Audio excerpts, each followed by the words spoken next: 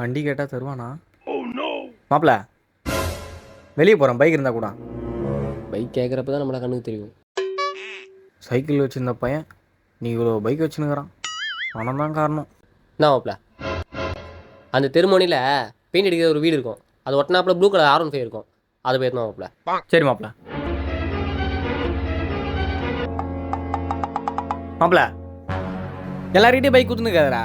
எத்தனை நாள் எத்தனை விட்றானுங்களா? பாரு அவனுக்கு வீட்டாண்டே விட்டு வச்சுக்கிறானுங்க. டேய், அது ஏன் வண்டி இல்லைடா, அவன் வண்டி தான். அவன் வண்டியா? அவன் நல்லா ஊரில் இல்லை, அதான் வண்டி சும்மா சொல்லிட்டு உங்கள்கிட்ட ஊற்றேன். டேய் மற்ற வண்டிலாம் எனக்கு வேணா, எனக்கு ஊ வண்டியே கொடு. ஏன் பைக்கா? டேய், இது ஏன் வண்டி இல்லைடா, இது மேல் வீட்டுக்கார இருந்து. அவன் நைட் ஷிஃப்ட்டு, அவன் எழுந்து 2 மணி ஆகும்.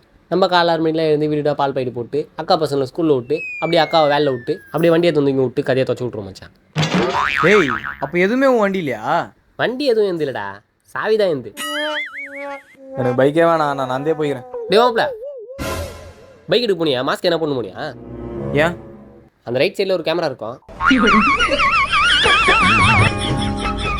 மாப்பிள்ள பைக் இருந்தா கூட ஆள் கூட வெளியே போறேன். தரையில நடப்பது நடக்குமா அடுக்குமா? பணியிலும் விட்ட வெளி வெளியிலும் உள்ள சோகம் அரண்மனை கொடுக்குமா?